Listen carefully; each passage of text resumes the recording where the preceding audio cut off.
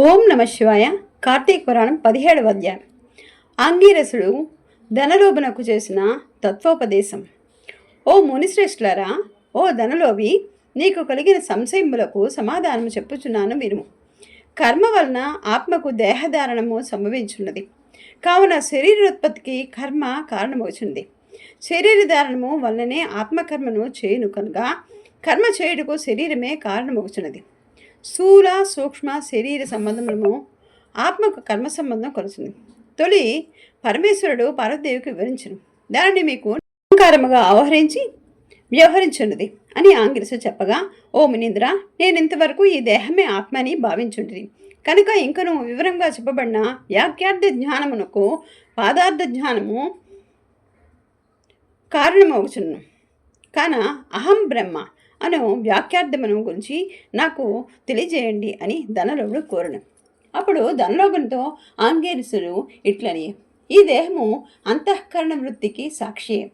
నేను నాది అని చెప్పబడి జీవాత్మయే అహం అను శబ్దం. సర్వాంతర్యామియే సచ్చిదానంద స్వరూపమైన పరమాత్మ. నహ అను శబ్దము ఆత్మకు ఘటాదుల వలె శరీరమునకు లేదు. ఆ ఆత్మ సచ్చిదానంద స్వరూపం. బుద్ధి సాక్షి, జ్ఞానరూపి శరీరేంద్రియాలు మొదలైనవి వ్యాపారమునందు ప్రవర్తింపజేసి వారికంటే వేరుగా ఉన్నదై ఎల్లప్పుడూ ఒకే రీతిని ప్రకాశించు నుండినదే ఆత్మ అనబడును. నేను అన్నది శరీరేంద్రియాల్లో ఒకటి కాదని తెలుసుకొను. ఆ దేహేంద్రియాదులు అన్నిటినీ ఏది ప్రకాశింపజేయనో అదే నేను అని నిశ్చయము. అందుచేత అస్థిరములకు శరీరేంద్రియాదులు కూడా నామరూపంతో కూడా నుండి నశించునవియగాక ఇట్టి దేహమునకు జాగస్వప్న సుషప్న వ్యవస్థలు స్థూల సూక్ష్మాకార శరీరంబులను మూడింటి అందరూ నేను నాది అని వ్యవహరించే ఆత్మని వ్యవహరించము. ఇనుము సూదండిరాయిని అంటిపెట్టుకొని తిరుగునట్ల శరీరము ఇంద్రియాలని ఆశ్రయించి తిరుగుచున్నదో అదే ఆత్మ. అట్లే అవి ఆత్మ వలన తమ పనిని చేయను. నిద్రలో శరీరేంద్రియాల సంబంధం లేక గాఢ నిద్రపోయి మేల్కొన్న తర్వాత నేను సుఖ నిద్రపోతుని సుఖంగా ఉంది అనుకున్నదే ఆత్మ. దీపము గాజుబుడ్డీలో ఉండి ఆ గాజును ప్రకాశింపజేసినట్లుగా ఆత్మ కూడా దేహేంద్రియాలను ప్రకాశింపచేసినది. ఆత్మ పరమాత్మ స్వరూపం ఒకటి వలన దానికి దారాపుత్రాదులు ఇష్టమగుచున్నారు. ఇట్టి విశేష ప్రేమాస్పదమగు వస్తువేదో అదే పరమాత్మని గ్రహింపు.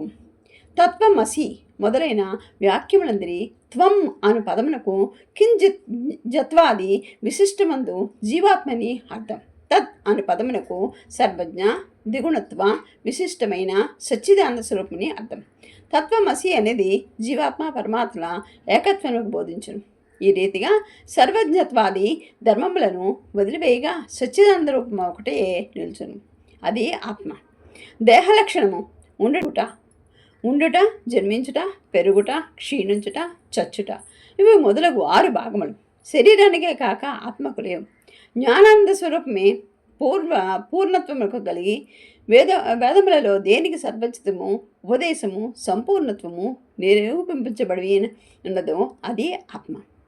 ఒక కొండను చూసి అది మట్టిదే చిందేనని ఏ విధంగా గ్రహించమో అట్లనే ఒక దేహాంతర్యామియగు జీవాత్మ పరమాత్మ అని తెలుసుకున్నాము.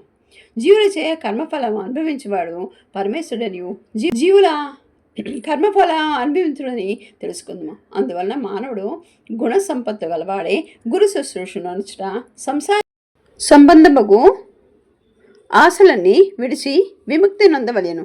మంచి పనులు తలచిన చిత్తశుద్ధియు దాని వలన భక్తి జ్ఞాన వైరాగ్యులు కలిగి ముక్తి పొందును. అందువలన సత్కర్మానుష్ఠానము చేయవలేను. మంచి పనులు చేసినా కానీ ముక్తి లభించును అని ఆంగిరసుడు చెప్పగా ధనలోభుడు నమస్కరించి ఇట్లని 17వ 17వ రోజు పారాయణ సమాప్తం. ఓం నమ శివాయ.